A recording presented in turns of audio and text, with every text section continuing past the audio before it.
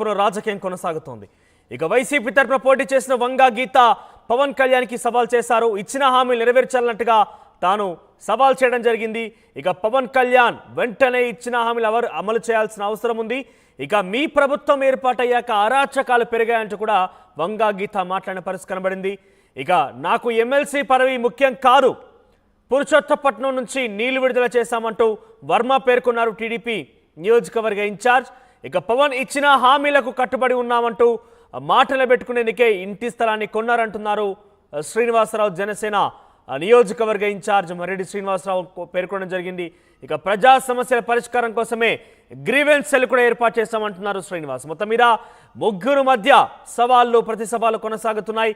వంగా గీత, మాజీ ఎమ్మెల్యే అక్కడ వర్మ కావచ్చు, ఆ తర్వాత జనసేన నియోజకవర్గ ఇన్ఛార్జ్ శ్రీనివాస రావు కూడా. మొత్తం మీద ముగ్గురు మధ్య ఒకరిపై ఒకరు సవాలు విసురుకుంటున్నారు. తనకి ఎమ్మెల్సీ పదవి ముఖ్యం కాదు, ఇక్కడ నియోజకవర్గానికి సంబంధించిన సమస్యలే పరిష్కారం కోసమే ముఖ్యమంటూ ఆయన వర్మ మాట్లాడడం జరిగింది. వంగా గీత ఏమో మీ ప్రభుత్వం ఏర్పాటయ్యాకనే ఇక్కడ అరాచకాలు మొదలయ్యాయి, మీ ప్రభుత్వం ఇచ్చిన హామీలు అమలు చేయండి ఫస్ట్ అంటూ కూడా ఆవిడ పవన్ కళ్యాణ్కి సవాల్ చేయడం జరిగింది.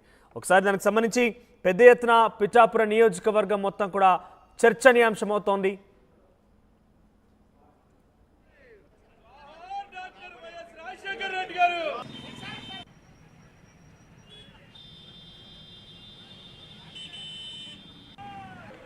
ఇక ఒకరిపై ఒకరు సవాళ్లు ప్రతి సవాళ్ల మధ్య పిఠాపురం రాజకీయం మొత్తంగా వేడెక్కింది. వంగా గీత ముందు హామీలు నెరవేర్చండి, మీ ప్రభుత్వం వచ్చాకే ఇక్కడ అరాచకాలు మొదలయ్యాయంటూ మాట్లాడిన మాటలకు గాను కౌంటర్గా ఇటు TDP incharge, Janasena incharge Varma మరియు శ్రీనివాసరావులు కౌంటర్ అటాక్ కూడా చేస్తున్న పరిస్థితి కనబడుతుంది. వీరంతా కూడా ఆర్టీతో ఎక్స్క్లూజివ్గా మాట్లాడారు, అదేంటో చూద్దాం. దివంగత నేత డాక్టర్ వైఎస్ఆర్ జయంతి వేడుకలు ఈరోజు మొత్తం ఉమ్మడి తూర్పుగోదావరి జిల్లా వ్యాప్తంగా కూడా ఘనంగా నిర్వహిస్తున్నారు వైఎస్ఆర్పీ శ్రేణులు. అలాగే ముఖ్యంగా పిఠాపురం నియోజకవర్గంలో కూడా వైఎస్ఆర్ జయంతి వేడుకలు ఘనంగా నిర్వహిస్తున్నారు. అలాగే కాకినాడ మాజీ ఎంపీ, అలాగే పిఠాపురం వైసీపీ అభ్యర్థులు ఎవరైనా వంగా గీత వేస్తున్నారు ఆధ్వర్యంలో భారీ ఎత్తున ఇక్కడ వైఎస్ఆర్ జన్మదిన వేడుకలు అయితే జరుగుతారు. మాట్లాడే ప్రయత్నం చేద్దాం. మేడం చెప్పండి, వైఎస్ఆర్ 75వ జన్మదిన వేడుకలు ఏ విధంగా నిర్వహించారు, కార్యకర్తలు ఏ విధంగా పాల్గొన్నారు? ఈరోజు మహానేత ప్రజల హృదయాల్లో ఒక సుస్థిరమైన స్థానాన్ని సంపాదించుకున్న వైఎస్ రాజశేఖర రెడ్డి గారి 75వ జయంతి సందర్భంగా రాష్ట్ర వ్యాప్తంగా అందరూ కూడా ఘనమైన నివాళులు అర్పించడం జరుగుతుంది. ప్రజల హృదయాల్లో సుస్థిరమైన స్థానాన్ని సంపాదించుకున్న వ్యక్తి వైఎస్ రాజశేఖర రెడ్డి గారు.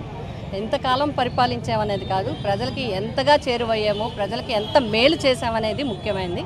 అలా చెప్పుకోవాల్సి వస్తే ఫస్ట్ వైఎస్ రాజశేఖర రెడ్డి గారిని చెప్పుకోవచ్చు. ఎందుచేతనంటే ఈరోజు పోలవరం గురించి అందరూ చర్చించుకుంటున్నారన్న, రైతాంగానికి బహుళార్థ సాధక ప్రాజెక్టు ఈరోజు బతికుందన్న వైఎస్ రాజశేఖర రెడ్డి గారి పుణ్యమే. ఆ రోజు కాలువలు తవ్వించి దాన్ని ఒక రూపాన్ని తీసుకుని రావటం జరిగింది. అంతేకాకుండా పరిపాలన అన్ని రంగాలుగా చేస్తూ ముఖ్యంగా రైతాంగానికి ఆయన చేసిన మేలు, రైతాంగం అందరూ కూడా రాజశేఖర రెడ్డి గారంటే ఎవరో కాదు, మా వ్యక్తి, మా కుటుంబ సభ్యుడు, మా నేత అని చెప్పి అందరూ హృదయాల్లో పెంచుకున్నారు.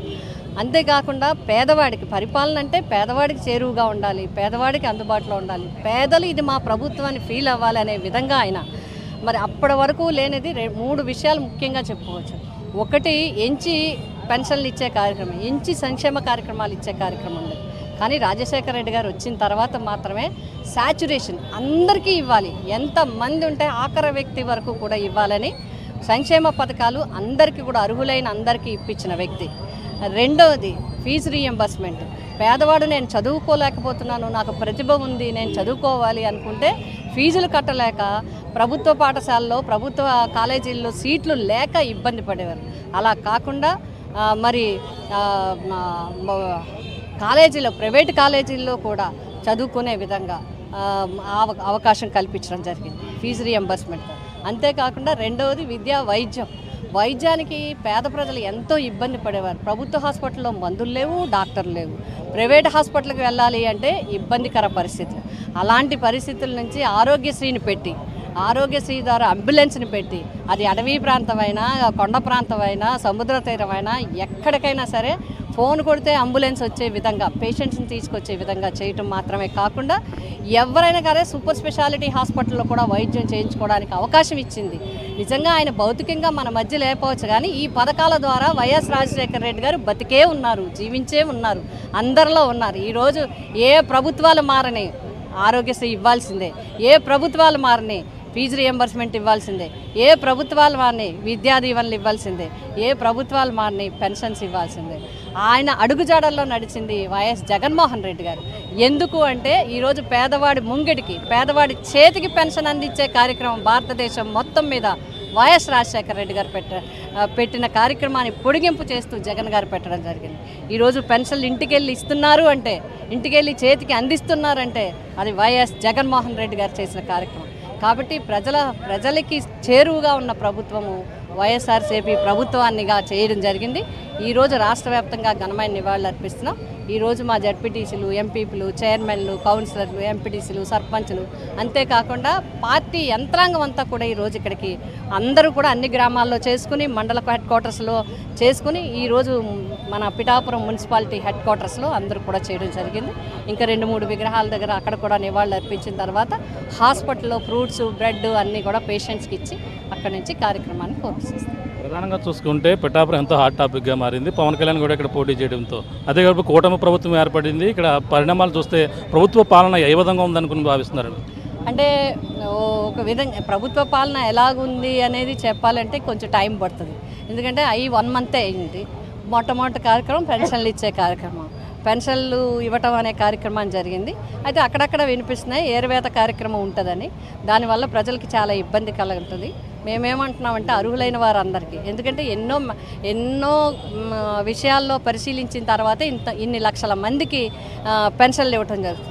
మళ్ళీ ఏరువేత కార్యక్రమాలు మొదలుపెట్టి ప్రజలను ఎవరిని ఇబ్బంది పెట్టద్దు, నిరుపాధుల్ని వీధిని పడేయకుండా చూడాలనేది మా విజ్ఞప్తి. అది ఎంతవరకు నిజమో మాకు తెలియదు, వినిపిస్తున్నది మాత్రం బయటపిస్తుంది. ప్రజల తరపున మేము చెప్తున్నాం చెయ్యొద్దు. వాలంటీర్లు లేకుండా ఇవ్వగలిగామని చెప్పేసి వాళ్ళు చెప్తున్న వాదన, దాన్ని ఎలా చూడాలి? అంటే మొదటి నెలలో ఎవరైనా పళ్ళ బిగువన పెట్టి చేయొచ్చు అంటారు, చేసి ఉండొచ్చు. మరి వాలంటీర్ల గురించి మీరు ప్రస్తావించారు కాబట్టి నేను చెప్తాను. వాలంటీర్ల గురించి 3 మాటలు వచ్చాయి.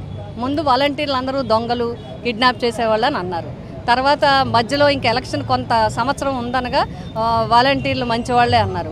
ఎలక్షన్ దగ్గరికి వచ్చిన వాలంటీర్లు అంత సర్వీస్ చేసేవాళ్ళు లేరు, వాలంటీర్లు మేము కంటిన్యూ చేస్తాం, ఎంతమంది ఉంటే అంతమందికి మేము మళ్ళీ ఉద్యోగం ఇస్తాం, 10,000 మీకు హానరోరియం కూడా 10,000 ఇస్తామని చెప్పి ఈరోజు వాలంటీర్లు అక్కర్లేదు అనే మాట ఎలక్షన్ దాటిన తర్వాత చెప్తున్నారంటే వాలంటీర్లను ఒట్టిగా వదిలేస్తారా, వాలంటీర్లను ఉపయోగించుకుంటారా ఏంటి అనేది మనం వేచి చూడాల్సిన అవసరం ఉంది.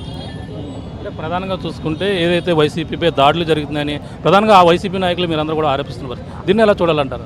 అంటే ఎప్పుడు కూడా మంచి విధానం మంచిది కాదు. గతంలో కూడా మనం చూసాం. ఇంచుమించుగా 2014 తర్వాత మన రాష్ట్రం ఏర్పడిన తర్వాత ఈ రకమైన వాతావరణం కొద్దిగా వచ్చింది. ఎప్పుడు కూడా ఎన్నికలు అనేవి రాజకీయానికి సంబంధించింది. ప్రజా జీవితాన్ని శాంతియుతంగా ఉంచాల్సింది, సమాజాన్ని శాంతియుతంగా ఉంచాల్సిన బాధ్యత ప్రభుత్వాల మీద ఉంది. కాబట్టి కక్షలు కార్పణ్యాలతో ఏదో లేదు మనకి ఓటేయలేదనో లేకపోతే ఇతను మన పార్టీ కాదు అని దాడులు చేయటం అనేది అన్యాయం.